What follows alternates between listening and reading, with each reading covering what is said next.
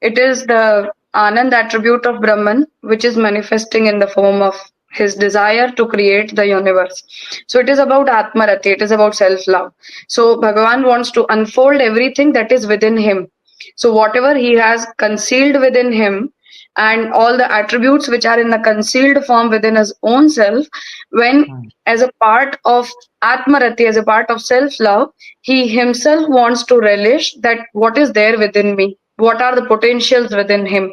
So the way Upanishad is trying to say that it is a type of magic, it is a type of chamatkriti, that when the universe comes into existence, when it manifests out of the Brahmic attributes, at that time Brahman feels that, oh wow, what sort of creation is this? So the way we feel wow after seeing many sort of elements within the universe, that what beautiful scenes are there, what sort of natural procedures are there, just the way even Brahman is feeling that sort of chamatkriti, that sort of magic within his own self. So it is about self-love. There is nothing to be condemned within the universe.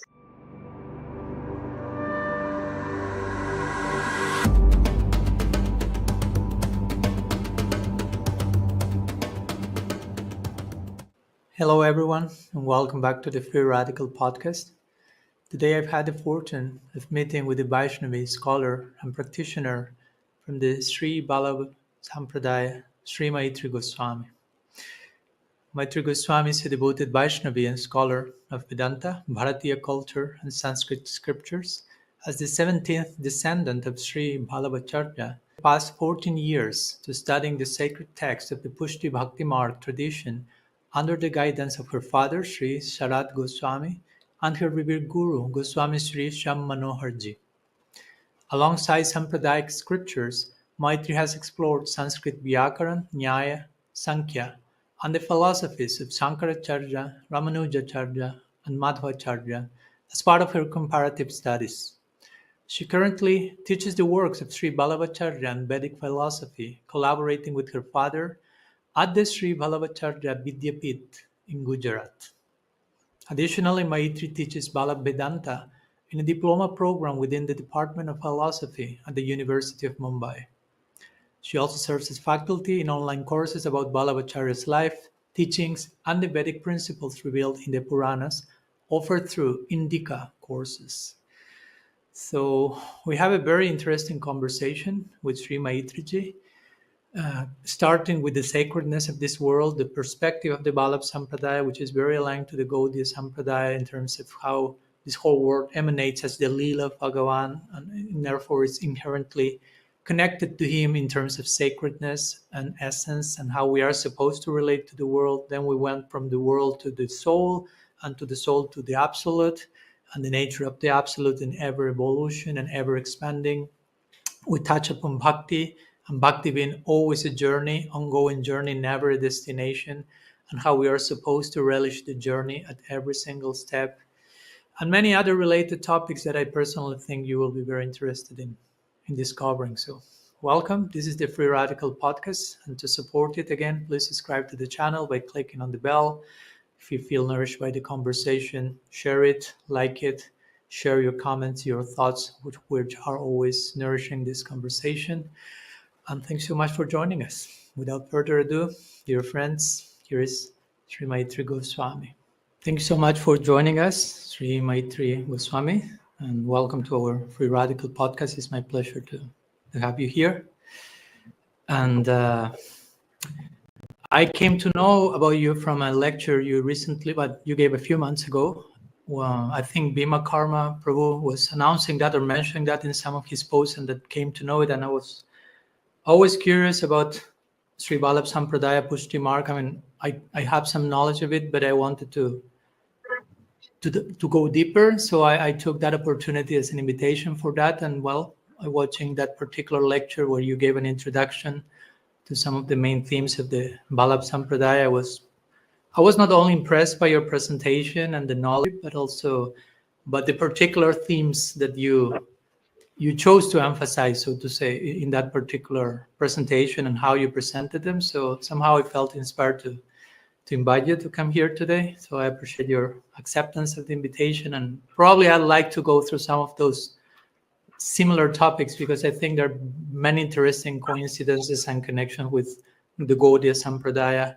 And even if there are differences, I'm always willing and ready to appreciate the nuance and the diversity as well.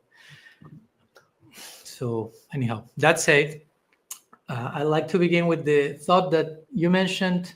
One of the things you mentioned was like, at least according to your tradition, and please correct me if I'm wrong, we are introduced first to creation, then to ourselves, and only then to Brahman. And by Brahman here we mean the absolute, Bhagavan in different forms, whatever.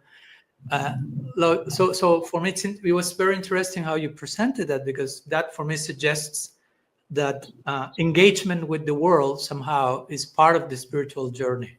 No, it's not that bhakti is about like dismissing creation, so to say, but acknowledging creation, understanding creation in connection to the divine, and from the most immediate reality, which we will say in our perception may be matter. Properly understanding that can give us a hint into the Atma, and that can give us a hint into the Atma with capital letters. Please correct me if I absolutely misunderstood you, or No, please. that's what I wanted to say. Share your thoughts in this connection, please. Yes. Yeah. So, yeah, what you said is right. That when Mahaprabhu Sri Vallabhacharya is defining bhakti, at that time he is quoting the definition from Narada Pancharatra in his text named Tattvarthadip Nibandh, where he writes that Mahatmya Gyan Purvastu Sudrad Sarvatodhika Sneho Bhakti. So there he explains that first of all we need to understand the Mahatmya, or the importance of Bhagavan, the greatness of Bhagavan, and only then the emotion of devotion towards Bhagavan will come in our heart. It will sprout out in our heart. So within that aspect of Mahatmya Gyan, one needs to understand the role of Brahman, and the same Brahman personifying himself as Krishna. So when Bhagavan reveals his Mahatmya, when he wants to reveal his attribute and characteristics, he creates the universe.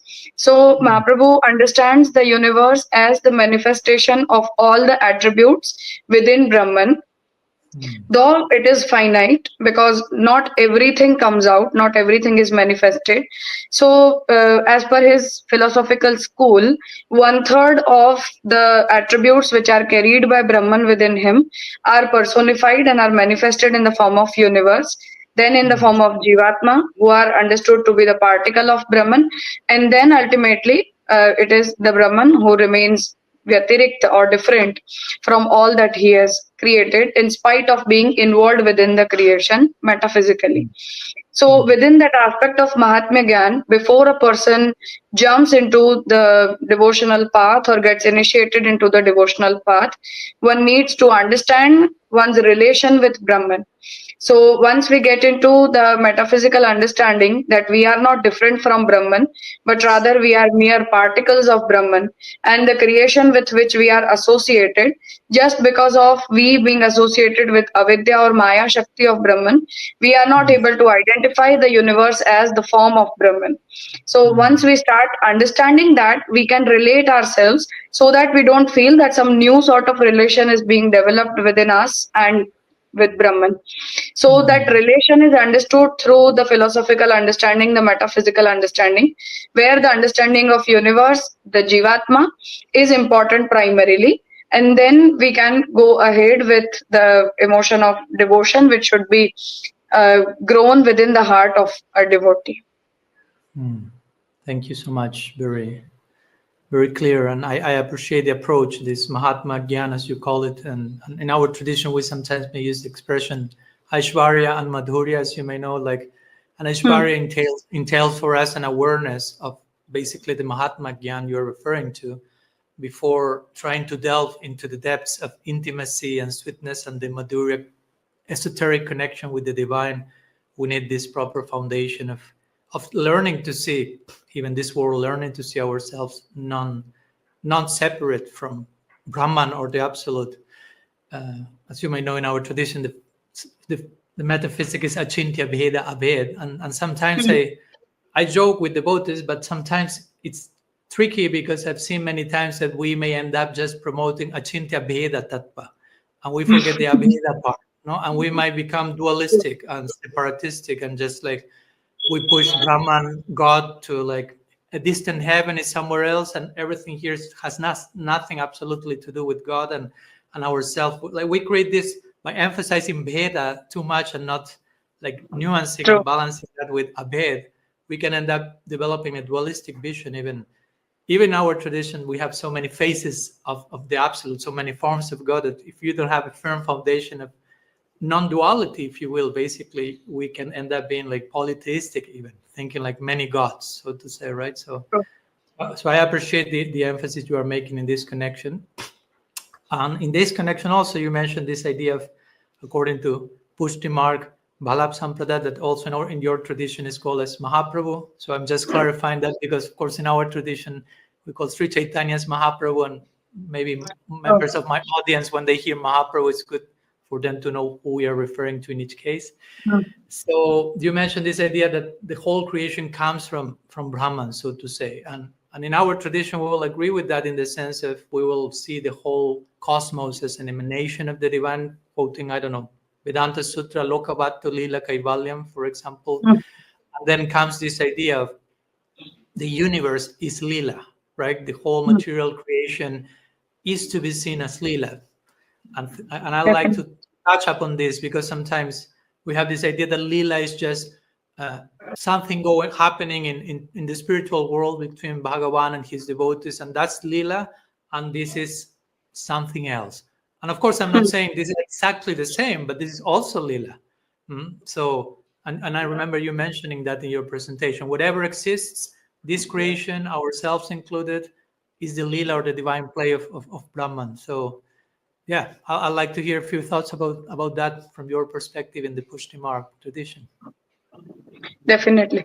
So, though this, as you mentioned, that from Brahma Sutra itself, this thought comes into existence from the Sutra Lokavattu Lila Kaivalyam, where the Upanishad is trying to explain that if we consider that universe is created with some sort of purpose, in that case, it makes Brahman finite. Because all the actions which are associated with some or the other type of purpose, like we involve in any action with some purpose, with some sort of fulfillment at the end, or to achieve some fruit at the end of that particular action. So if we associate the universe, the creation of the universe, with some sort of kriya or karma, some sort of action which is performed by the Brahman, in that case the Brahman will be understood to be finite. So lila is defined. Just to clarify this point, when you say if we attach some sort of purpose to the creation or manifestation of the universe, we are making Brahman finite. Just to make the point clear for me or for the audiences, that will mean because if there is some purpose, that means there is something to be achieved in Brahman, and therefore there is some sort of incompleteness or unfulfilled thing in it, right? Okay. So exactly. By contrast to that, creation will be not so much an expression of unfulfillment, but an expression of fulfillment of Bhagavan, celebration. Definitely. Yeah. So when Upanishad are saying that Maitchat, he desired to have many people around him. He wanted himself to be many. He didn't want it to himself to be all alone. And that's why he manifested his own attributes in the form of this creation. So from the Sat attribute, universe came into existence. From Chit attribute, the Jivatmas came into existence. So that Ramamanata, or the way we try to define it, that just the way a child likes to play without any purpose, without any achievement, same way Brahman wanted to play. So because he didn't had anyone other than his own self, it was Ekameva Dvitiya Brahma, he was all alone, he was one and only one, absolute reality. So he created everything out of his own self. This procedure has been explained in both the ways. The first thing is that the way Upanishad is trying to explain that he wanted to be many, so he manifested his own attributes. And secondly, it has also been explained in the way that Brahman had infinite potential within his own self, from where the metaphysical understanding of Avirbhav and Tirobhavad as proposed by Sri Vallabhacharya against the theory of Nyaya comes into a picture, where Nyaya wants to say that universe was absent before its creation, which is explained as Pragbhav in the philosophy. Against that, Sri Vallabhacharya proposed that no, universe was not absent, but rather it was concealed in the attributes of Brahman. So the universe is rather, though the term creation doesn't create much problem, but if we get into the technical terms, in that case, it will not be, but rather it will be revelation. So Like, Brahman conceals something and he reveals something. so you will say, like, in your conception, the universe will be like something latent in potential that eventually kind of unfolded, but not just created out of thing or something like that. Yes, exactly. So the absence is not there, but it is just about the concealment. So wherever Brahman wants to create something, because as Brahman is considered to be eternal, so each and every action performed by Brahman needs to be eternal. Even his needs to be eternal. So everything that is associated with Brahman, it needs to be eternal, it needs to be nitya. So the creation also needs to be eternal. It cannot stop, so it cannot be recreated out of nothing, out of any sort of absence. So the Nyaya tries to explain it as Pragbhav before the creation and Pradvansa Bhav after the destruction. So Nyaya proposes that everything is destroyed and there is some sort of absence. Same way, before the creation, even there is some sort of absence. So against this theory, Vallabhacharya wants to propose that Brahman, any act of Brahman cannot be destroyed fully. There cannot be any sort of nothingness or shunyata within the creation. But rather, we need to consider that within the procedure, when Brahman wants to reveal his own attributes, so Sat and Chit are the attributes of Brahman, which are framed within the bracket of Anand attribute, which is infinity. So Brahman just reveals something out of his Sat attribute, and whenever he wants to perform the pralay, at that time he conceals again that was created out of his attributes. So the creation should be understood as a revelation, and the destruction or pralay, it should be understood as the act of concealment. So it is folded and it is unfolded. So that should be the procedure of universe out of the attributes or the actions which are performed by Brahman. Thank you for the Yeah. clarification. And again, continuing for a minute, I like to follow this sequence. Like, first we begin with material creation, then we go to the Atma, and then we go to Brahman. But before going to the Atma, in connection to the idea, okay, this universe, this material cosmos is the lila of Bhagavan. So in one sense, lila, Jiva Goswami in our tradition will call it Srishti lila, right? Like creation lila. So lila implies somehow sacredness, right? Because lila involves the presence of Brahman, of the absolute. So naturally, it is to be seen with sacred eyes in connection with the divine. So for me, in our particular tradition, something that also takes my attention the direction of how to appreciate the sacredness of creation is, for example, the Srimad Bhagavatam in our tradition, which of course is an important book for you as well, and how in the very beginning, almost basically the very first answer that Sukadeva Goswami gives to Parikshit Maharaj is a describing of the Virat, right? A description in connection with the absolute. Now learn to see the world it somehow or other, though the Virat Rupa is said to be more a type of an allegorical meditation and depiction, but at the same time it's a way of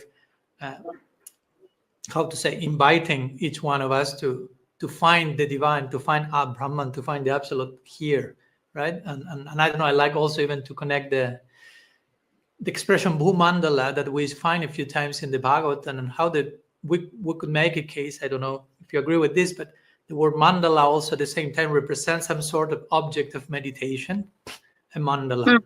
So if the world is considered mandala, somehow it's implying the sacredness of this material cosmos in connection to it being in lila.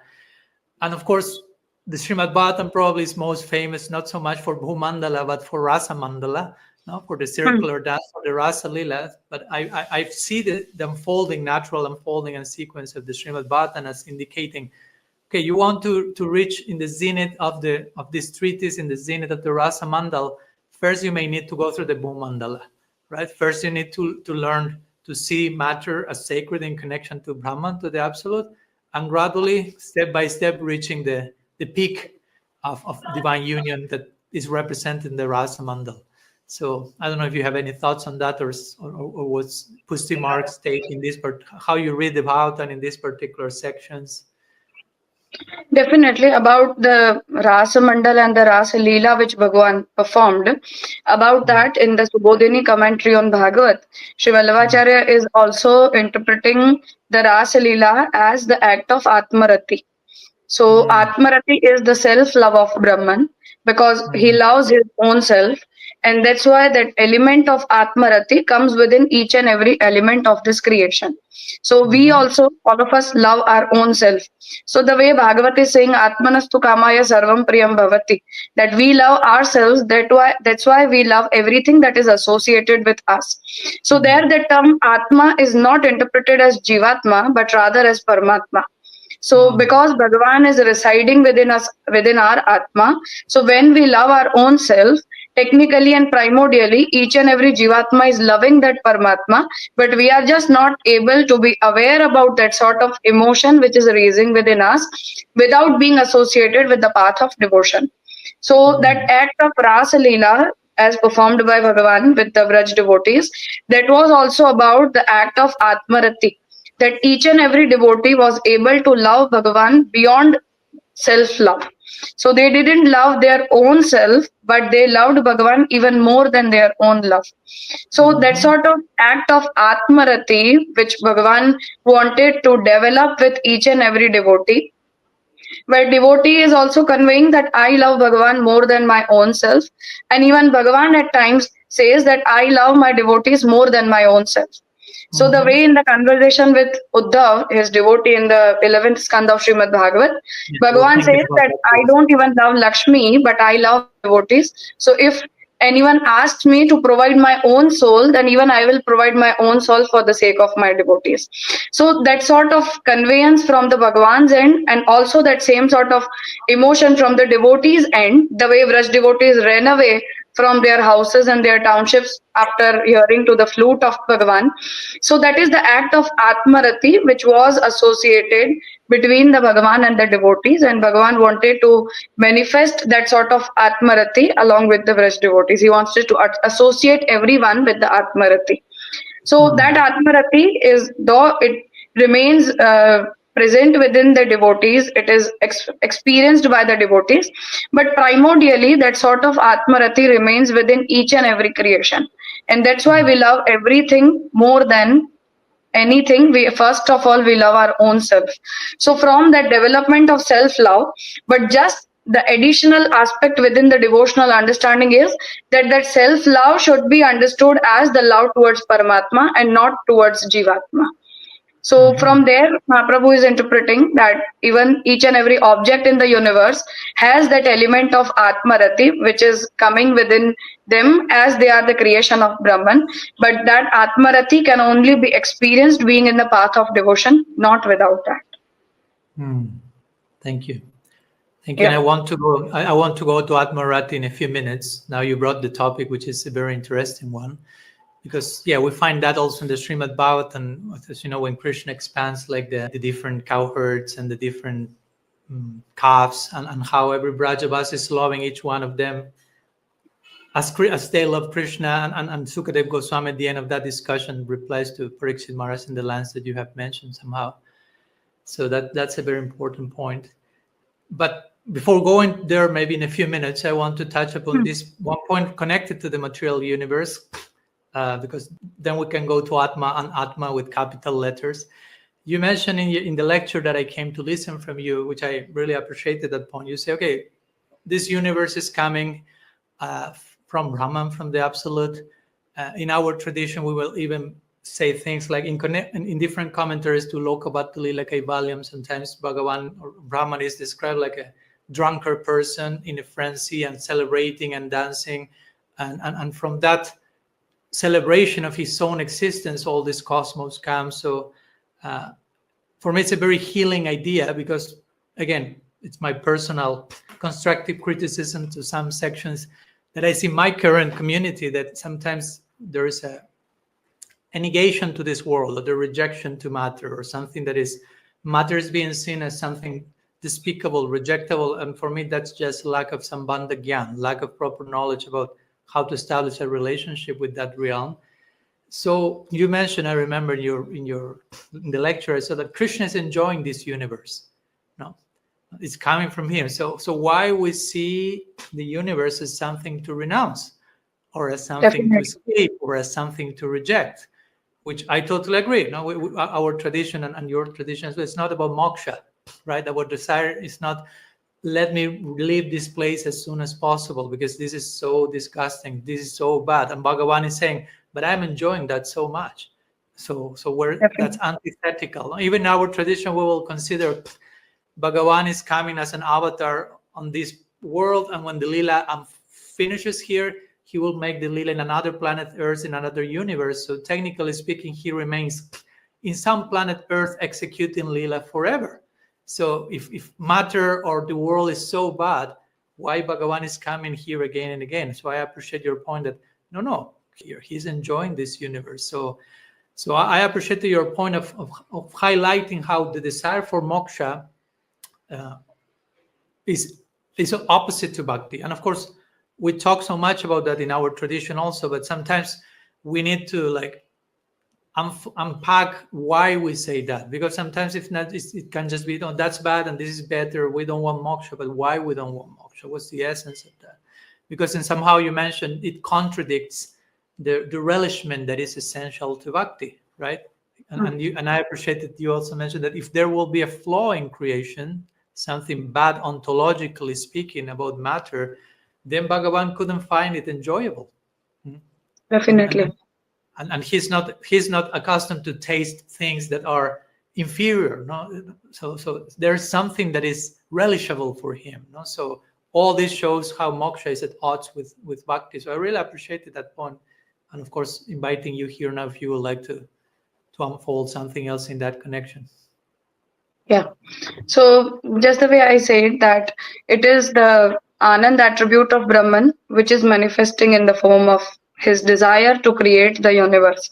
So it is about Atmarati, it is about self-love. So Bhagavan wants to unfold everything that is within him.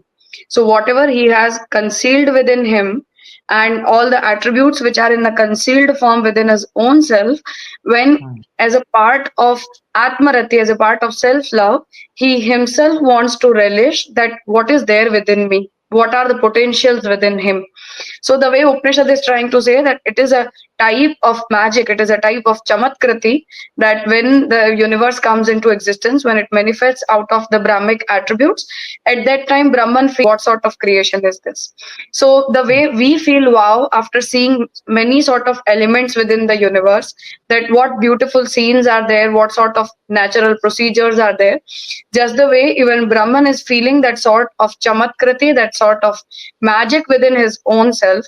So it is about self-love. There is nothing to be condemned within the universe. So in our tradition, we try to conceive that sort of thought from the Brahman's end by the act of samarpan. So the act of samarpan being taught as essentially being a part of the devotional practice, there Mahaprabhu explains that whatever we possess, all the possessions which we have, including our body and sensory organs and the house and family and everything which is around us, money and everything, that needs to be used in serving Bhagavan. So once we start making use of all those material objects, including our body and everything, in the service of Bhagavan, at that time we start developing an emotion that I don't possess all these things, I am not the owner of all these things, but Bhagavan is my owner, and that's why everything belongs to him first of all. And that is what metaphysical understanding teaches us, that because Bhagavan has created this universe for his own relishment, so all of us, including our own self and including each and every object in this universe, are playing objects for him. They are just like some players, they are just like some playing objects for him, and he is enjoying his own lila. So everything is for him. Just the moment when we associate ourselves as the owner of all these objects which are around us, we start feeling good and bad things which are around us. So that is not technically the emotion which is developed by the Brahman, but it is the act of Maya which is associating ourselves with the materialistic objects. So to come out of all those attachments of the universe, we don't need to be renounced of all those things. We don't even need to condemn all those things.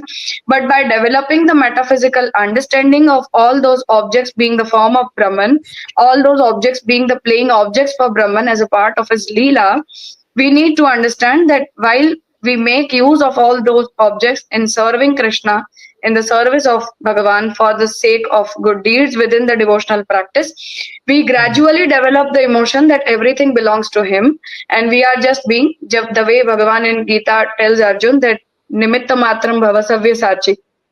You just become the mediator, and all the acts are being performed by me. So you don't need to feel bad about the act of this yuddha. So same way, even we don't need to feel good or bad being associated with any of the materialistic object, but we are just being the mediators to offer everything that is being created by his own self for his own relishment, not for us. Yeah, thank you.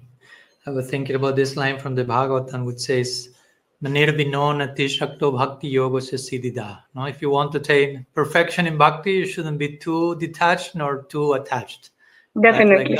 There's no need to reject the world, to be detached in that level, but also there's no need to be too attached in terms of seeing everything, as you were describing, as belonging to me, as having me as the point of reference, at the center. Exactly. So it's just threading the middle path, the middle path of knowing how to. I need to be detached from something, but not from this world, but from the idea that I'm the center, from the idea that these things belong to me. From that particular misconception, I need to be detached. Exactly. But it doesn't mean that detachment means rejecting anything. Actually, it's rejecting certain wrong views, so I can accept everything, as you say, as belonging to Bhagavan. One of my Param Gurudevs, he will say, like, everything we've seen creation is potential paraphernalia to be offered to Bhagavan. He gives the example of the plate of Arctic with the lamp and the water, and he will say, okay, this whole material universe is made,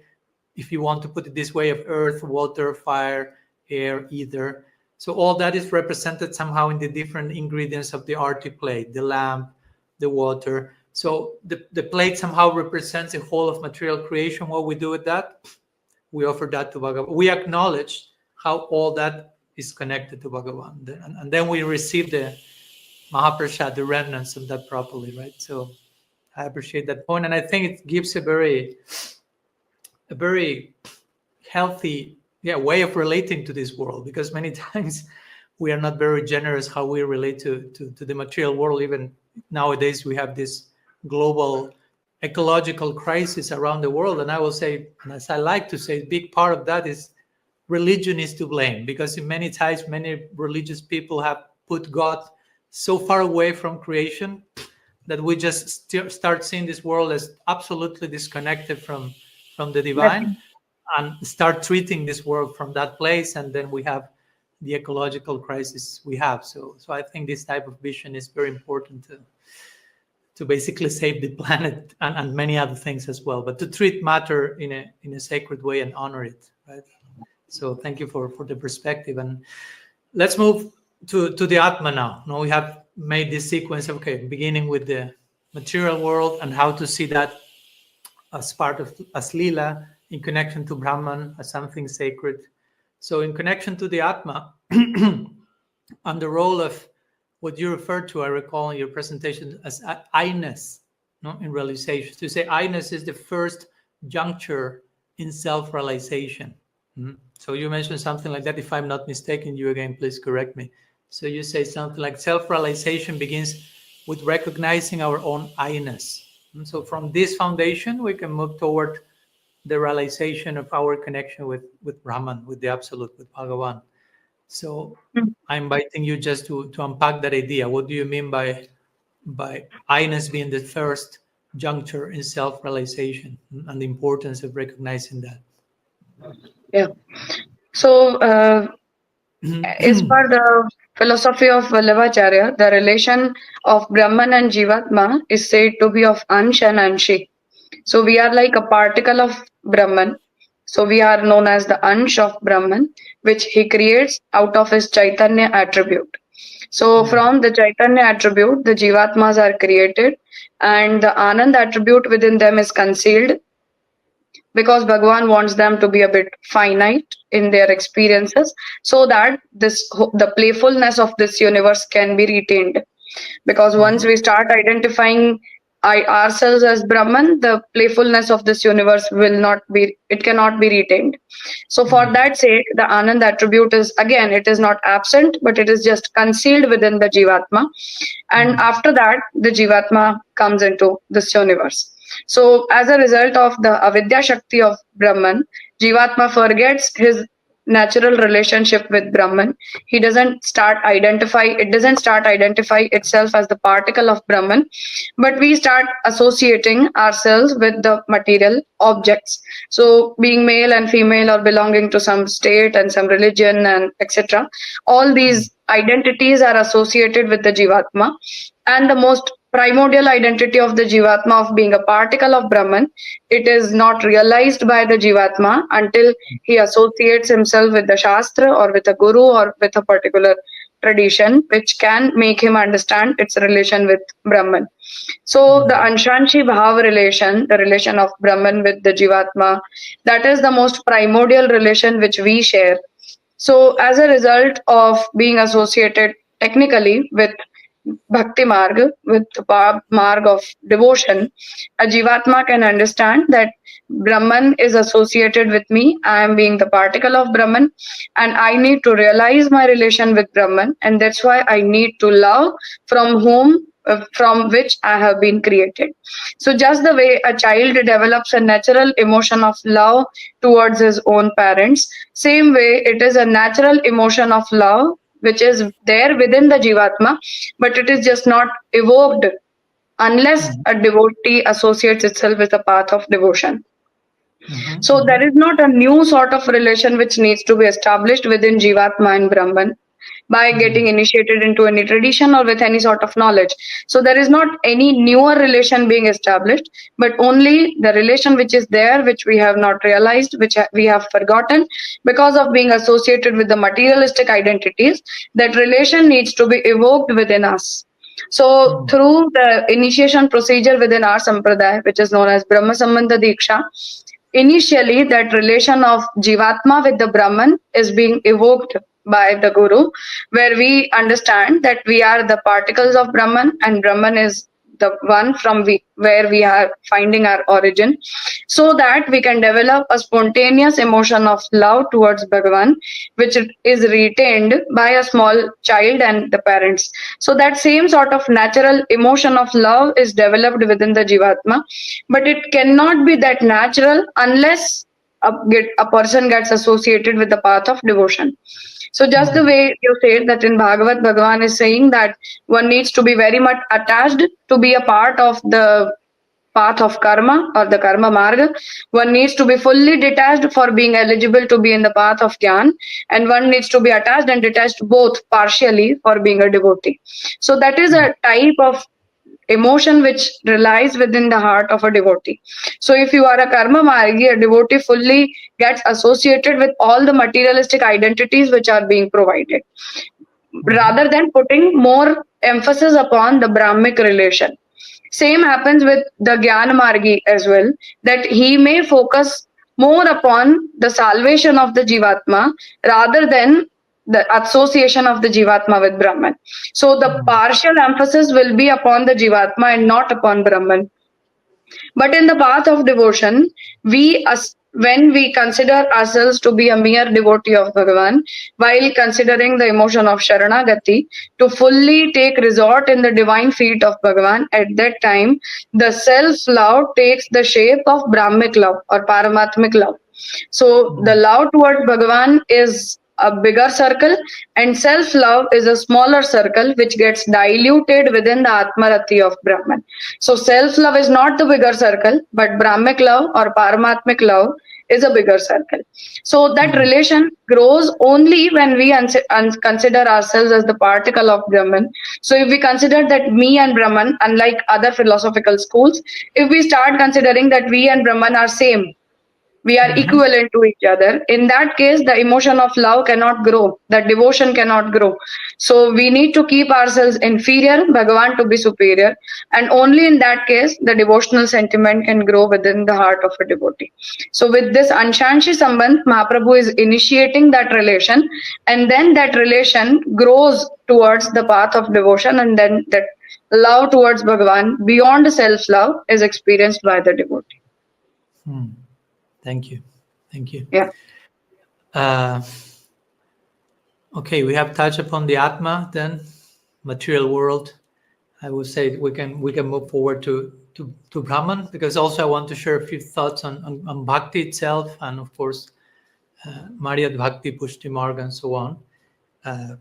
So regarding Brahman, for me also it's important to, already I clarified, but again, Brahman is not limited to what we may call Nirvishesh Brahman. Brahman is a name for the absolute, which even, as I like to always recall, the very root, the Dhat Brim from Brahman has to do with to grow, right? And to expand and to make others, that which is big and makes other bigger, no, right? So it's something very dynamic, the notion of Brahman, if you take it from a devotional perspective in particular. And of course, Krishna himself is referred to as Purna Brahma Sanatanam in the Bhagavatam and so many other statements. So you mentioned, I remember this interesting point that you briefly touched upon that so far. You invoked the conception of chamatkar, or astonishment, and how, according to the Upanishads, Brahman was like amazement by perceiving his own like vast qualities, which somehow also reminds me of the Bhagavatam when it says like Swasya cha soba ghardi, like Parampadam Bhushanangam, no? How Bhagavan himself is kind of in astonishment in perceiving his own glory. So for me it's very important, this idea of Brahman astonished by seeing his own qualities. So I'm thinking just in this precise moment, how does the amazement of Brahman, and we being Amsha of the Amshi of Brahman, and so how the amazement of Brahman and his own, if you want to call it that way, his own journey of self-discovery, Brahman's own like expansion into many and so on, how that reflects, so to say, a self-discovery that mirrors our own journey as Atman. So as a Jivatma, though it may differ through the path of karma and gyan as well, and even in the path of bhakti. So just the way in in Gita, Bhagavan says Brahmarpanam Brahma Havir Brahmagno Brahmana Hotam. So there Bhagavan is trying to say that the karma in which a person is associated, it is not different from Brahman. So there Bhagavan is also trying to install that understanding of non-dualism for the person who is involved in the path of karma. And same Bhagavat is also trying to explain that each and every action should be understood as an action of surrenderance towards Bhagavan. So one should surrender oneself towards Bhagavan, and then that action, without being egoistic, it should be performed. So when a Jivatma truly associates oneself in the path of karma or on the path of gyan, that surrenderance of one's ego is considered to be necessary by Mahaprabhu, even if a person is trying to attain salvation through any path of karma and gyan, as explained in Shastra. About bhakti, the development of bhakti, it goes with the experience of Brahman, with the devotional sentiment. The way in Gita, Bhagavan is trying to explain that Naham yagena tapasana danena na chaijaya aham evam vidum drashtum. So there Bhagavan is saying bhaktya tvananyaya labhya. So you can consider me and you can experience myself with all my potentialities only through the path of devotion. And through the path of karma and gyan, Bhagavan is partially experienced, and the other part of Brahman doesn't get revealed in front of a non-devoted person. So there Mahaprabhu explains that a devotee's journey towards the understanding of Brahman it develops through the metaphysical understanding. Then he involves himself primarily in the devotional practice. It can be seva, it can be katha, whatever it is, as per his eligibility. And then through that procedure, he is able to experience Bhagavan within his own self. So the basic difference between the path of karma, jnana and bhakti as established by Mahaprabhu is that Bhagavan is not partially known, but he is fully experienced by a devotee, which cannot be done through any other path. So the way Bhagavan is feeling amazed being associated with a devotee, the way he is telling Uddhav that I will provide my own soul to the devotee. So like that, Bhagavan is ready to manifest fully in front of his devotees. And that's why the incarnation of Krishna in the Vraj is also understood by Mahaprabhu as Purnavatar of Bhagavan, that Bhagavan just reveals all his potentialities in front of devotees, not in front of non-devotees. So in the form of Krishna, Brahman personified with all his potentialities. Through the path of devotion, the way Mahaprabhu is interpreting Atmanastu Kamaya Sarvam Priyam Bhavati, their Atma term doesn't stand for Jivatma, but it stands for Paramatma, Shri Krishna, Bhagavan Shri Krishna. So Atmanastu Kamaya Sarvam Priyam Bhavati, it is interpreted by Mahaprabhu by saying that we understand ourselves as a devotee of Bhagavan, and we surrender our whole life along with all our belongings and all our possessions towards the service of Bhagavan, towards the devotional practice towards Bhagavan. And there, being happy, being satisfied with the devotion of the Jivatma, all his potentialities in front of Jivatma. Just the way we disclose our all secrets in front of our loved person. So just the same way Bhagavan discloses his everything he possesses in front of his devotee, ready to be there in his personified form in front of a devotee, in front of a dedicated devotee, I should say. So that is the way Jivatma, through the path of devotion, experiences Brahman at the superior stage of bhakti. In our tradition, it is known as Sarvatma Bhav. So Sarvatma Bhav is translated as Sarvasmin Atma Bhavaha. It means in everything that is around you, a person would be able to establish that Atma Bhav, that this is not different from me, that non-dualism is experienced by the Jivatma at the superior stage of devotion, after the stage of Nirodh, I should say, after engrossing one's mind fully in Bhagavan. So that state of engrossment, that state of engrossed state of mind with Bhagavan is explained as Nirodh, like the procedure of Samadhi in the tradition of Yoga. And after that Nirodh, there is a superior stage of Sarvatma Bhav, in which a devotee establishes Atma Bhav of self-existence within each and every object around.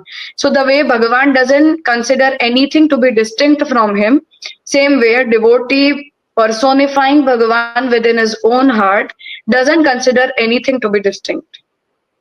So it is that sort of experience which is felt by the devotee in that superior stage of devotion. So it is the type of experience which Bhagavan has within this universe, being associated with everything within this universe. Same sort of experience is also considered by a devotee being on the stage of Sarvatma Bhav.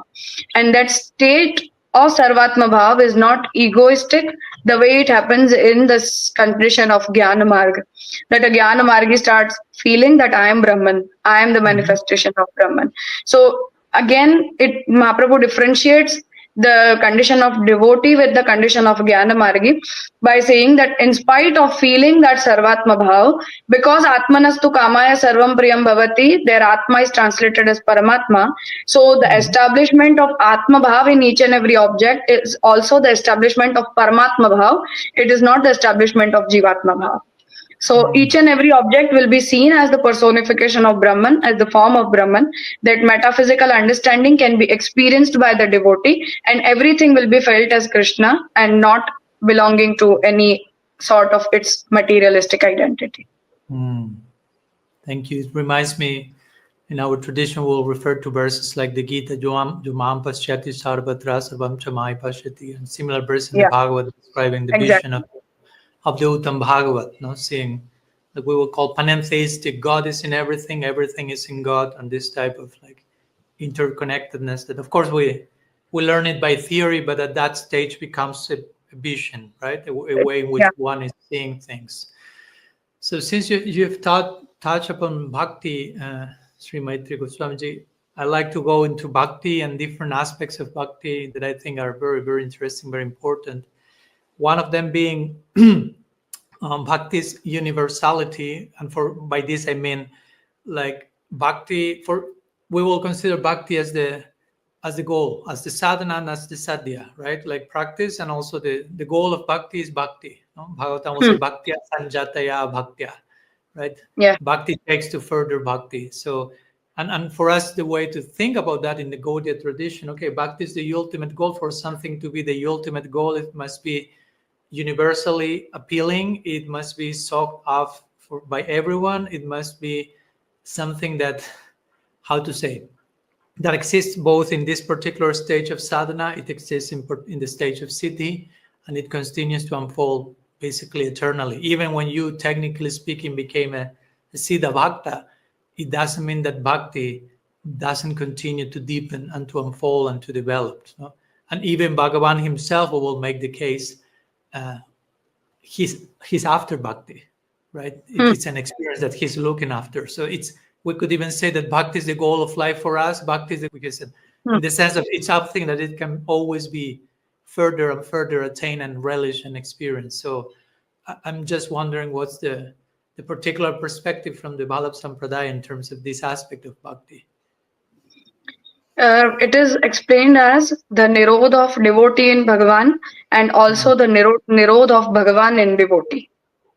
So it is that just the way we attain that engrossed state of mind in Bhagavan, same way in that type of devotee, with that sort of devotee, Bhagavan also attains that sort of engrossment. Yeah. It means that Bhagavan will experience that sort of constraint with that devotee, that I don't want to live without this devotee. I don't want to be detached with the devotee. So there is an example with the disciple of Mahaprabhu Sri Vallabhacharya, that for some minutes he went to the market for buying some things for the service. At that time, Bhagavan said that until he doesn't come back, I will not have any food.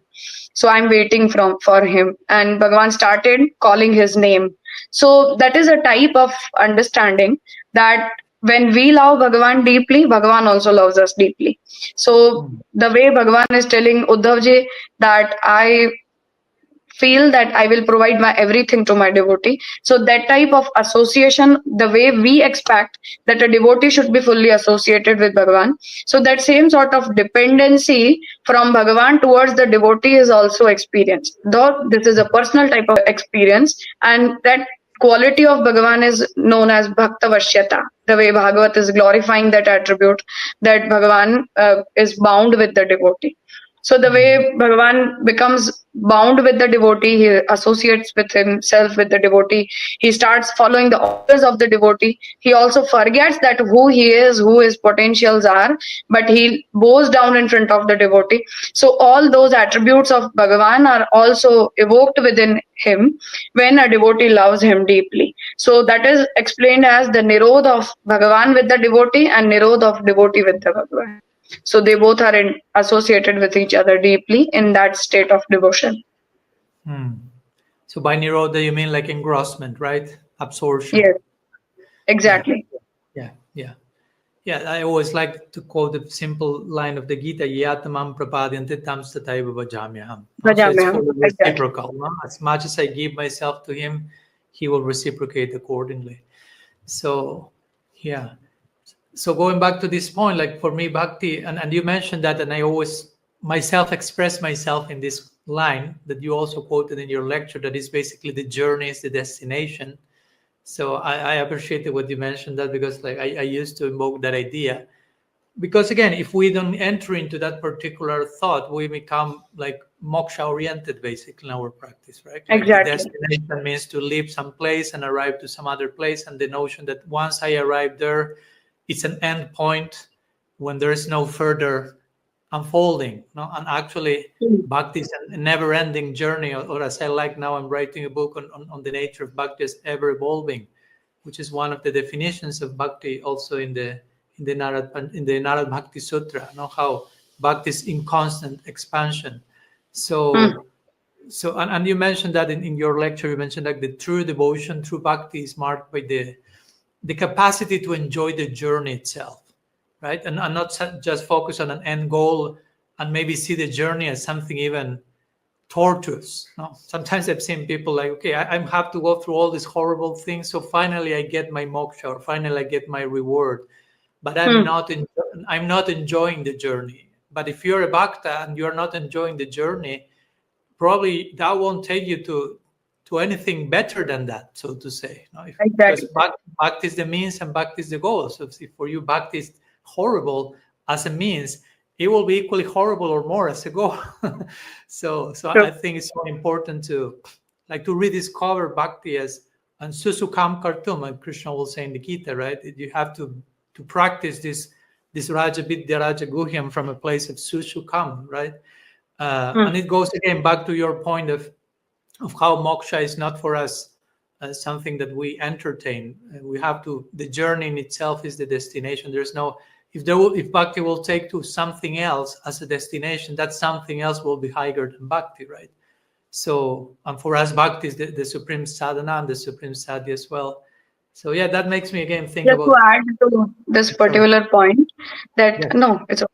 So that's why a direct descendant of Vallabhacharya, a prominent scholar of our Sampradaya, Shri Purushottam Ji, he wrote a text named Bhakti Rasattvad, where he is emphasizing upon the fact that alike Natya Shastra has counted the Ashtarasas, same way Bhakti should also be considered as an independent ras, because it is a type of relishment, it is a type of experience. So we in Vallabh tradition, just the way you said in Gaudiya Sampradaya as well, the development of bhakti or the emphasis upon bhakti is primarily based upon this particular fact that bhakti should never be understood as a destination. It should not also be considered to be inferior as a mere sadhan. So while commenting upon the Vritrasur Chatushloki of Srimad Bhagavat, Mahaprabhu, while explaining the Dharma, Artha, Kama and Moksha Purusharth in the light of devotional practice, he defines Mokshaha Krishnasya Chedruvam. It means belonging to Bhagavan itself is the mukti. A person doesn't require any other mukti other than that. So that emotion within us that I love Bhagavan and I'm relishing this love, that devotional love which is evoking within my own self, that experience of being belonging to Bhagavan Shri Krishna itself is mukti. There is no other destination to be titled as mukti within the path of bhakti. So if a person being on the path of devotion doesn't consider that bhakti to be a journey without any destination, and if he doesn't experience the element of relishment within that journey, in that case, that devotional sentiment is doubtful, completely doubtful. So, not at considering that a devotee should be on a very superior stage for experiencing this particular fact, but as a part of the principal knowledge, Mahaprabhu initiates that right being on the very first day when you are getting initiated into the path of devotion, a person should be clear about this particular fact that devotion is a journey without any destination and it needs to be relished. So if there is no element of relishment within your devotional feeling, within your devotional practice, then you are probably not eligible for the path of devotion. So that's how important this principle is specifically for Mahaprabhu's tradition, that one needs to be very much clear about this particular principle right from the very first day. So from the very first day, it should be practiced as a journey, a relishable journey, technically. Beautiful. Yeah. Okay, so since you invoke your Mahaprabhu in connection to our Mahaprabhu in our tradition, it makes They me both think. are one. Yeah. Definitely, they both are one. And I'm thinking about Srila Sanatan Goswami, who was one of the 6 Goswamis of Vrindavan, student of Mahaprabhu, and he once will come to Sri Chaitanya Dev and he will ask him, his first inquiry was basically, what's my duty after liberation? So making this point, like as you mentioned, like the very fact of knowing that I belong to Bhagavan in itself, that can be considered mukti. So like he was basically implying, okay, I got that mukti by your grace, Mahaprabhu. So what's my duty now, right? It's like muktir hitvanyata rupaswarupena vyabhyashchitihi, right? Like Bhagavatam describes what's mukti. No, okay, I'm situated in my swarup, in my nature. I'm your servant. I belong to you. That's my liberation, so to say. Definitely. So what to do now? No, our real interest, at least in the Bhakti Marg, will say, what happens after liberation, or beyond liberation, or beyond the idea of liberation, no? And real liberation being what you are describing, and that makes me reflect on how someone like the author of Chaitanya Charitamrita, Krishnadas Kaviraj Goswami, will even consider any other idea of liberation as kaita of dharma, no? In connection to dharma praito kaita, he will include moksha in that particular line, no? Like that's some type of cheating in the name of religion, of dharma, so to say. That's not natural, basically, no? So to the idea of, okay, bhakti is an ongoing journey, never-ending journey, which has no final destination, which I know it's we have to get to a non-dual or beyond the mind perspective, in the sense that the conditioned mind generally thinks in terms of, okay, I'm in point A and I have to go to point B, and everything is like goal oriented. So I'm here and I need to go there, and once I'm there, I'm there. I personally like to define more the bhakti journey not so much as goal oriented, but presence oriented. No? Like be more in the here and now, in the present moment, as you say in your own words, relishing the journey and understanding that will be the dynamics for eternity, right? So for me, in this connection, I'd like to touch upon a topic. Maybe this may be our closing topic, let's see. Because, of course, Mahaprabhu, when Sanatana Goswami asks him, Mahaprabhu Sri Chaitanya Dev, he says, okay, Goswami speaks about the notion of prem, the notion of divine love as a fifth panchama purushartha above dharma, artha, kama, moksha. And then comes this elaboration of how prem is a goal that in one sense can never be fully attained, because it continues to expand eternally. In this sense of there's no destination. Once you attain divine love, you can always continue to attain it, so to say. You can go deeper and deeper and deeper. So in that sense, I'm thinking, okay, there's no destination, because everything remains in constant evolution, in constant unfolding, constant growth and expansiveness. That's the nature of Brahman, right? Brim, to expand, to grow. So for me, that gives a perpetual prospect and potential for relishment, for the relishment you are talking about. It takes me to this idea of the nature of love, at least from our perspective, and our acharyas have elaborated on that, like the dual nature of love. And what do I mean by this? On one side, we can say, okay, love, divine love, gives total fulfillment, total satisfaction, total relishment. But at least in our tradition, and of course I'd like to hear your perspective on that, also we'll say divine love satisfies all necessities, but divine love also creates its own necessity in the form of further love and a thirst for more love. And somehow this dual nature, love to expand infinitely and give the prospect of perpetually relishing it, and continue to increase love in depth and scope. For we will use expression prem prayojan sometimes. No, and prayojan, as you know, as a Sanskrit scholar, can mean like a goal or an attainment, but also, if I'm not mistaken, you correct me, but it also means necessity. It can mean necessity. So in one sense, prem, we could say divine love is the ultimate necessity, and once you have it, there are no more necessities. But we could say also divine love is its own necessity. Once you attain it, creates its own necessity in the form of a thirst for further love. So anyhow, I'd like to hear your thoughts on this particular idea of, in connection to bhakti as a journey, never a destination, and how the nature of bhakti is ever evolving, ever expanding. Exactly. So the emergence of bhakti is understood from the Anand attribute of Brahman, and that's why the way you are saying that it is ever evolving. So Anand has the characteristic of being infinite. It cannot be bound. It cannot have any boundary. It cannot have any endpoint. So that bhakti is also understood as a ras, the way I just said that the Purushottamji, from Mahaprabhu's notion of considering the Upanishad saying that raso vaisaha, Brahman is the engrossed state of ras. in which in each and every aspect of Brahman there is ras. He is fulfilled type of ras. So bhakti is explained as the ras, and sneha in bhakti is explained as bhava. So about defining the term Natya Shastra of Bharat Muni, bhav is defined as an emotion which is ever growing. It doesn't stop. It keeps on going. So even about any type of materialistic love, Purushottam ji is trying to compare the emotion of love which is established in a materialistic object and the emotion of love which is established in Bhagavan.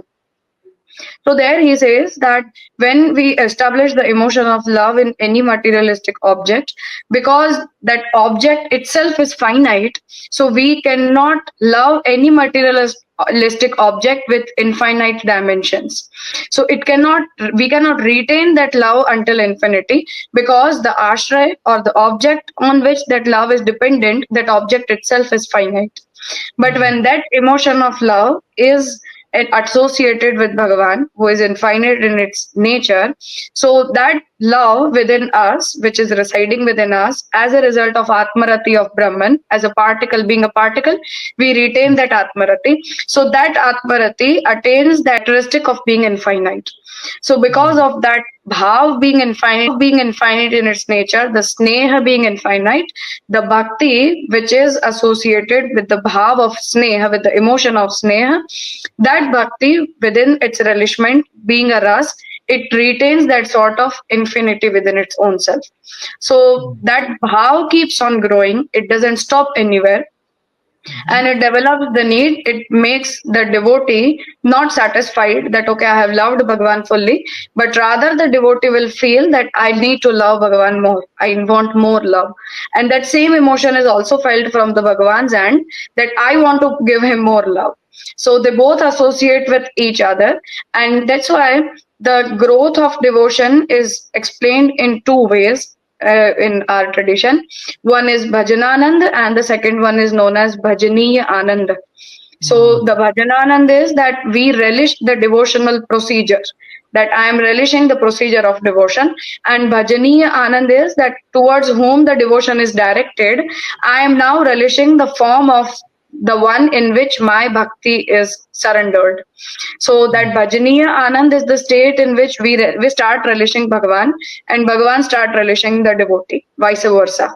So it is the state which is beyond Bhajananand, that now it is not about the action of the devotional practice, but it is about the direct association of the devotee with Bhagavan, in which they both are relishing each other.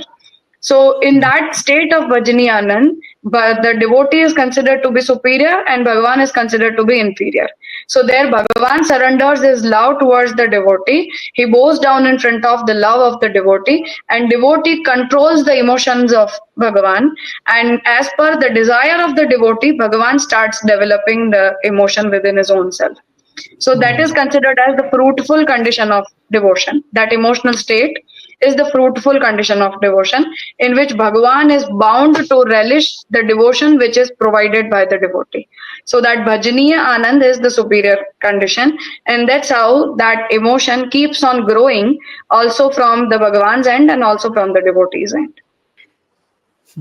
Thank you. I cannot avoid thinking about this famous sloka after Bhagavan Sri Krishna returns after the Gopi Gita, and Napariham Nirabhadya Sanjayam Sasadu Kritam Vibudhaya Satpivan, how he's acknowledging his basically eternal depth of love to the Braja Gopikas, right? This idea that you are mentioning, the nature of love is so expanding that both sides feel like I can give more and I can give more, but also I'm not giving enough in return, and it creates this beautiful. The other day I was reading this one line from the Mahabharata where Krishna was telling to Draupadi, after Draupadi called for Govinda famously while being disrobed, and of course Krishna expands himself as unlimited sari, but eventually there is a verse where he reflects in the aftermath saying, since that moment that you cried out for me and called me in that way with such surrender, I'm finding in my heart a depth that I'm not able to repay for you. So exactly. It beautifully hints at this nature of unsatiable love and can always grow. And I'm thinking about Rasa Lila also, of course, again, in the connection to how In the Rasa Lila, Krishna is described repeatedly and throughout the Bhagavad and Shastra as Atmaram, like self-satisfied, or Aptakam, and so on. But also he's described as being inclined to enjoy, similarly to what he says in the Bhagavad Gita: I have no duty to perform, no need to act, but nonetheless I act. So somehow first verse of Rasa Panchadhyaya, right? Rantum Manasya Yogamayam Upasrita.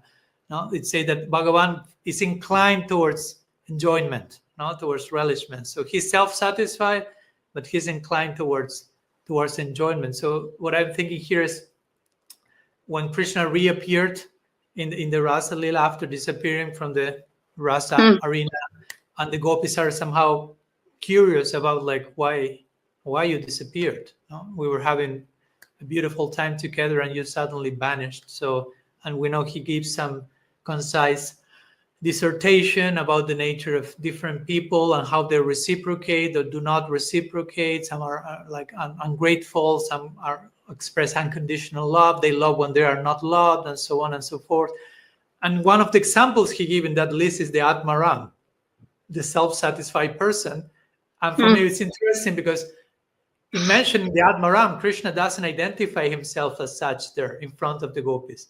He doesn't say, and I am an Atmaram. He eventually mentions in which category he fits, which is his own unique category, but he doesn't identify in front of the intense love of the gopis as a self-satisfied person, because he's not in the context of Lila, right? He's eternally thirsty for deeper and deeper expressions of love, right? So I would just think relating this section from Shastra to how love gives full satisfaction, but also gives this perpetual longing and thirst for more.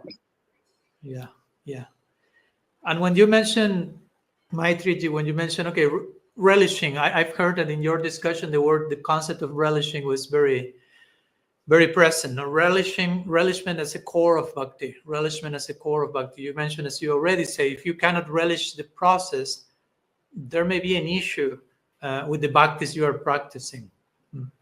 So I'm just bringing some brief and simple Purva Paksha here, because I can hear the voice of some practitioners sometimes, which may say, but relishment will be some type of selfish act, that you're enjoying something for yourself, and when we are supposed to just bring pleasure to Bhagavan. So how you will explain relishment in a context that, of course, fits into the idea of samarpana, or giving yourself as an offering to Bhagavan for his pleasure? How to enjoy without being selfish, basically, because I've seen that sometimes that words like relishment or enjoyment tend to be sometimes in some circles stigmatized.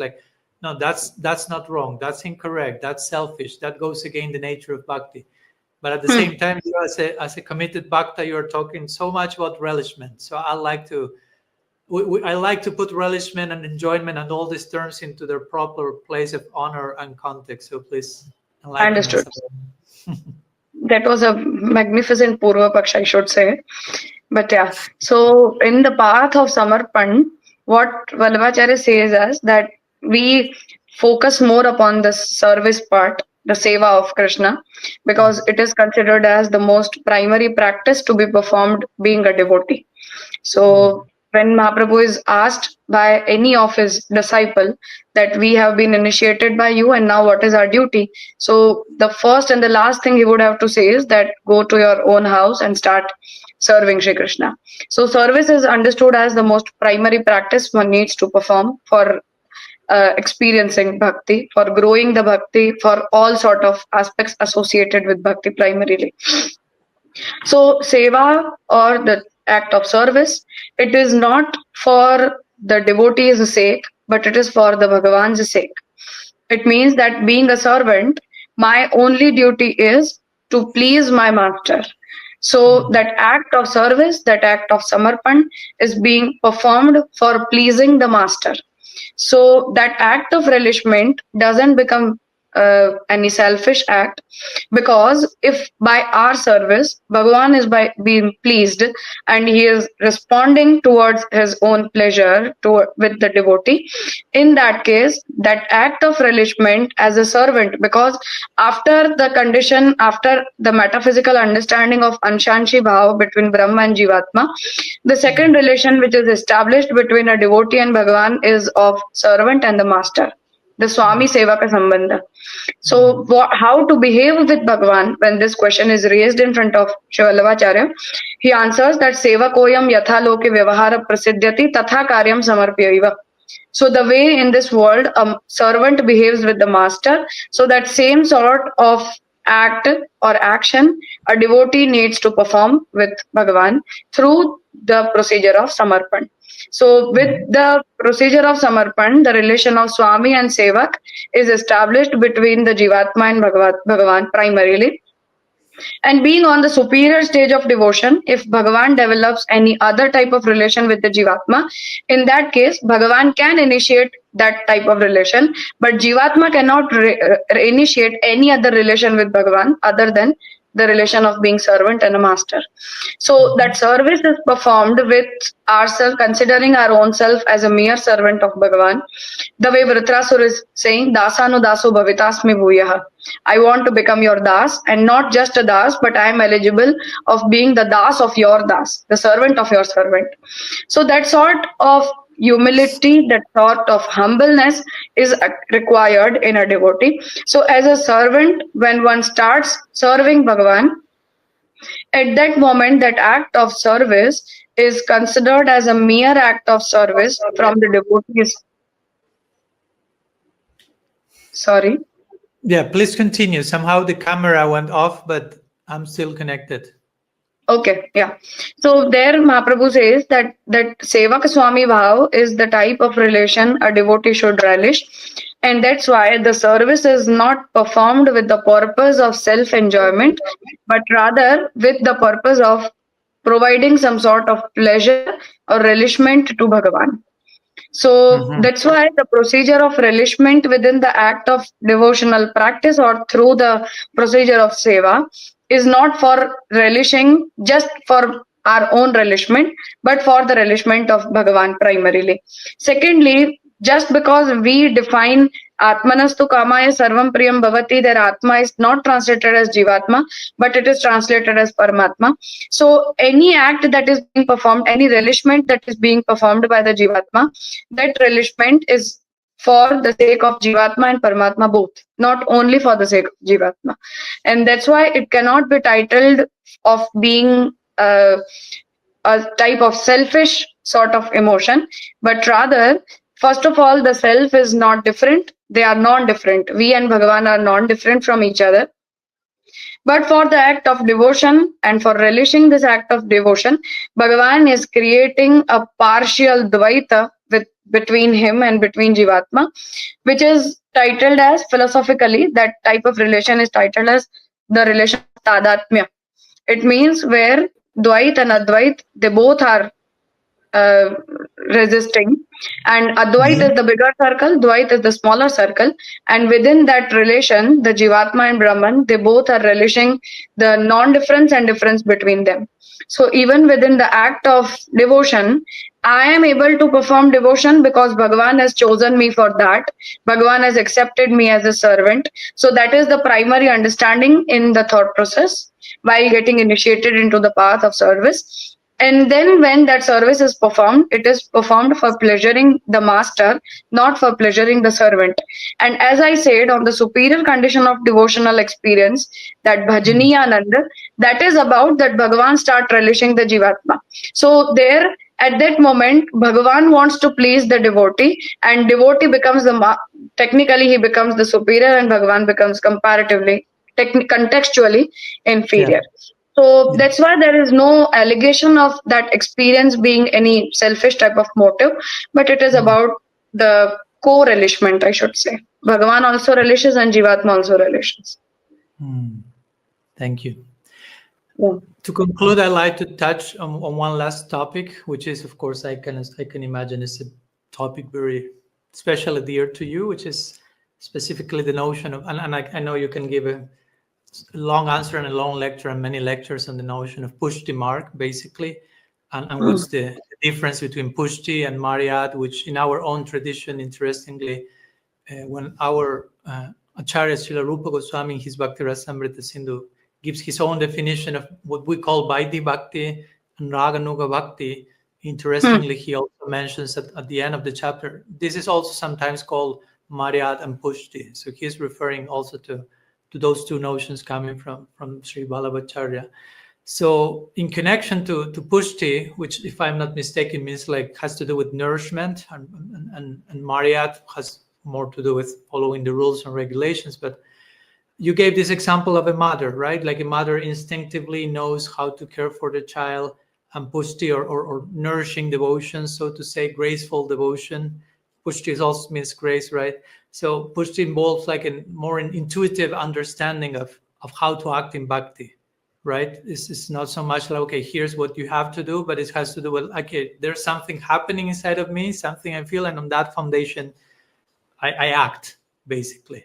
So through Pushti, bhakti flows naturally, basically, and impeded by strict codes, while Mariad bhakti is more like in necessity of rules and regulations, which again will be our parallel for Vaidhi and Raga bhakti. So I just would like to hear a few thoughts from you, if you would like to elaborate something else in terms of the nature of Pushti. How does Pushti operates by contrast with Mariad bhakti? So just the way you said that Pushti is about grace, and in the text named Bhakti Hans, written by the younger son of Sri Vallabhacharya, Vitthal Nathji, he emphasizes upon this fact that bhakti cannot be created, that emotion cannot be developed through the path of action, through the path of gyan or dan or tapasya, through any method. Bhakti cannot be grown, but only with the grace of Bhagavan one can find the origin of bhakti within him.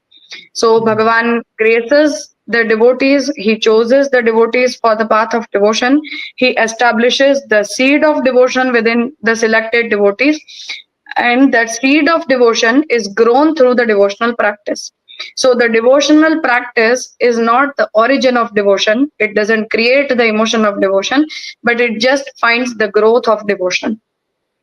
Secondly, the thing is that just the way Bhagavan is telling Arjun that you can see me, you can experience me only through Ananya Bhakti with no other action or through not any other path. So on the contrary, from the end of a devotee, Mahaprabhu says that any person who doesn't love Bhagavan through all his dimensions is not a devotee. It means the main purpose, there are many things to differentiate Pushti and Maryada, but about the nature of love, the first thing is about the origin, that the Maryada Bhakti finds its origin from the path of karma and gyan, from where through the path of karma one attains Chitta Shuddhi, through gyan one attains the knowledge of Brahman, and then through the path of upasana one directs his path of salvation toward by being devoted towards a particular devata or Bhagavan, to anyone. So the origin of that devotion, that emotion of love, is found from the path of karma or gyan, or both. But as per the aspect of Pushti Bhakti, the way Vitthal Nathji is trying to emphasize upon the element of grace, that in spite of performing karma from many births, in spite of attaining knowledge, one cannot grow that emotion of devotion within one's heart. The way Upanishad is trying to say, Yame Vaishya Vrunate Sahatena Labhya. So Nayam Atma Pravachanena Labhya na Medaya na Baudha Shrotena Yame Vaishya Vrunate Sahatena Labhya. So that is the principle which is carried on by Vitthal Nathji by saying that the grace of Bhagavan alone is the element which can develop the seed of devotion within the heart of a devotee. The second problem with the second aspect to be differentiated is that a person who is longing for salvation loves that one dimension of Bhagavan of being Moksha Data, that he is the one who will liberate me from this universe. So what if Bhagavan doesn't liberate that devotee? In that case, there will be no devotion. So it means that that devotion is grown by considering one characteristic of Bhagavan, that Bhagavan is the one who liberates everyone. But on the other end, Mahaprabhu says that the if we love someone without any expectation from him, in that case we love that person with all the dimensions, even if he is bad, even if he is good. So partially everyone is composed of multiple dimensions. So the true love is the type of emotion in which we can love that person with all the dimensions, not being selective towards any one characteristic or one dimension. So, in the attribute of Pushti Bhakti, Mahaprabhu emphasizes that as a Pushti devotee, as we are not focused upon any type of fruit to be attained at the end, devotee is able to love Bhagavan through all his dimensions, not only with his one dimension of being Mokshadatta, or the one who would provide him some fruit at the end of his journey or at the end of his practice. So that element is focused in Pushti Bhakti by saying that from the very first day, a Pushti devotee needs to be selfless in accordance to its devotion, that I love Bhagavan through all his perspectives. So even if he responds to my devotion, even in that case, I love him. Even if in some case he doesn't respond to my devotion, even in that case, I love him equally. So that wholeness within the element of love is appreciated in Pushti devotion, while in Maryada Bhakti, one dimension is loved and all the other dimensions are partially ignored. So that is the basic point which I would like to share. There are many others, but that's okay. The most primary things are about the origin of bhakti, which is found from the grace of Bhagavan, because of which the bhakti is provided the prefix by saying that it is Pushti Bhakti. Because of that, it doesn't remain restricted, but it becomes free-flowing emotion. And secondly, it is about loving Bhagavan through all his dimensions, not being selective about any of his perspective. And that's why that bhakti is titled as the bhakti having nirguna nature and not saguna nature. So the attributes of Prakriti are not found to be fluctuating in that devotional sentiment. They are not even touching the devotional sentiment. And the devotional sentiment is free from all the attributes of Prakriti. Thank you. Yeah, I cannot but think about the term unconditional love. So we should love Bhagavan unconditionally, because if not, I love you. When you say, if you reciprocate in a certain way, I love you. If you don't reciprocate or don't reciprocate as I would like you to reciprocate, then my bhakti becomes interrupted, and that's not the Haitukiya Pratihata flow of devotion that is. And in our tradition, the very last instruction of Mahaprabhu Sri Chaitanya Dev in his Sikshastakam, he basically says that in the mood of Sri Radha's Lishya Padaratampina, he basically is saying, Krishna may embrace me, Krishna may disappear from me, Krishna may do anything, but he will be always my prananath, no matter what he does. So exactly.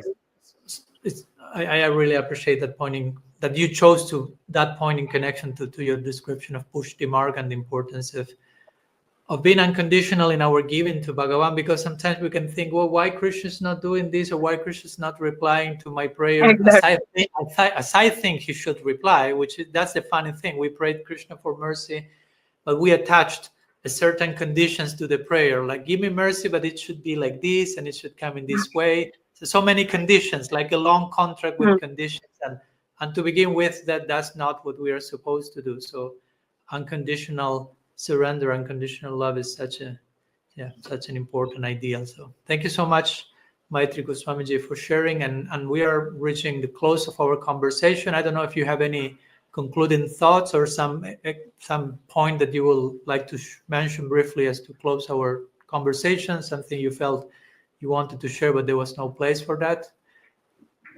No, there was nothing like that. I was amazed with this concept that within the act of devotion, we are able to relish that sort of oneness. That as a devotee, we should be surrendered towards Bhagavan, and whatever he desires should be our desire. Whatever he finds to be pleasurable, we should find our pleasure in the pleasure of Bhagavan. So that's how Pushti Bhakti is defined. The way you said that Chaitanya Mahaprabhu is also defining Raganuraga Bhakti likewise. So Bhagavan's pleasure is our pleasure. Bhagavan's happiness is our happiness. Surrenders towards him itself is the mukti. So yeah, these are the points which are common within us. And I feel that for a devotee, this is the grace alone of Bhagavan who would guide a devotee towards the path of devotion. Okay. Thanks so much Yeah, for leaving that us was great. with that reflection, and thank you again for joining us in our conversation today. Looking forward for further meetings in the future if Bhagavan so wishes. Thanks so much. Sure. Okay. Pranam.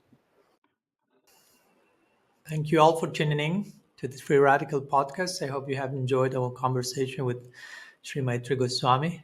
And again, if you enjoyed the conversation, please support us by clicking the bell, liking the video, subscribing it to the channel, sharing the conversation we have. Whatever input and feedback you share with us always is feeding the fire of sacred exchange and conversation and allow us, facilitate us to continue with these important discussions.